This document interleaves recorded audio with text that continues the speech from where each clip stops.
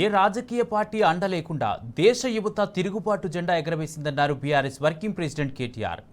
వివిధ రంగాల్లో ప్రభుత్వ వైఫల్యాలపై యువతలో అసహనం పేరుకుపోయిందన్నారు.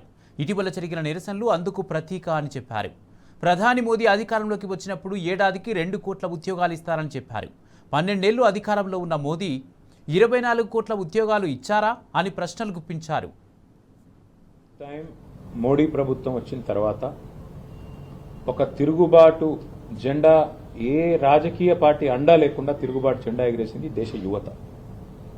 అది నీట్ అనేది కేవలం ఒక ట్రిగర్గా మాత్రమే పనికొచ్చింది తప్ప అంతకంటే ముందే పేరుకుపోయిన అసహనం, వివిధ రంగాల్లో ప్రభుత్వం యొక్క వైఫల్యం వల్ల పేరుకుపోయిన అసహనానికి మొన్న జరిగిన ప్రొటెస్టులు ఒక ప్రతీకగా చూడొచ్చు.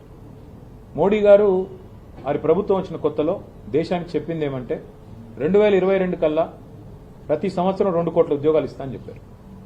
మరి ఇప్పుడు 12 ఏళ్ళు అయింది. ఈ పాటికి 24 కోట్ల ఉద్యోగాలు సృష్టించి ఉండాలి. అది జరిగింటే యువతలో అంత అసహనం ఉండదు. లేదు, జరగలేదు. ఇక చాలా రంగాల్లో వైఫల్యం చెందింది కాబట్టి ఇంకా ప్రభుత్వానికి వ్యతిరేకంగా యువత రోడ్లెక్కాల్సి వచ్చింది. ఇందులో ఇంకొకరి వైఫల్యం కూడా ఉంది.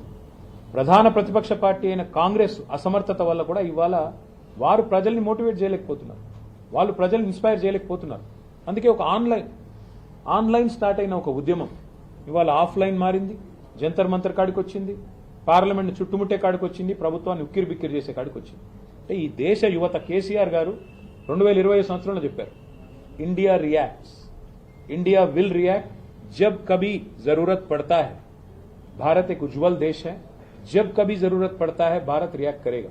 నిజంగా కేసీఆర్ గారు 6 ఏళ్ల కింద చెప్పిన మాట ఇవాళ నిజం అని పిల్లలు చూపెడతా ఉన్నారు. సంవత్సరం కిందట నేను బాంబేలో ఒక ఈవెంట్కి వెళ్ళాను. అక్కడ నన్ను అడిగారు, నేపాల్లో జరుగుతున్న తరహాలో భారతదేశంలో కూడా జెన్ జీ ఆందోళన జరిగే అవకాశం ఉందా అని అడిగారు. తప్పకుండా జరుగుతుంది. భారతదేశంలో పిల్లలను పట్టించుకోకపోతే, పిల్లల విషయాన్ని, పిల్లల మనోభావాలను గాయపరిస్తే ఇక్కడ కూడా తిరుగుబాటు వస్తుందంట నవ్వారు, అవహేళన చేశారు. ఇవాళ ఏం జరుగుతుంది భారతదేశంలో?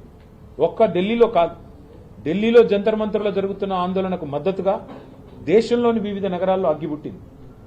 భారత ప్రభుత్వానికి వ్యతిరేకంగా ఇవాళ దేశవ్యాప్తంగా యువత కథం దొక్కుతున్నారు. ఇది వాస్తవం. ఇది దేశ యువతలో నిండి ఉన్న నిరాశ, నిస్పృహ, దేశంలోని పరిస్థితుల పట్ల వారికి ఉన్న అవగాహనకు నిదర్శనం. ఇది అన్ని రాజకీయ పార్టీలకు కూడా ఇది ఒక తప్పనిసరైన అర్థం చేసుకోవాల్సిన, ఆత్మవిమర్శ చేసుకోవాల్సిన ఒక సంగతి.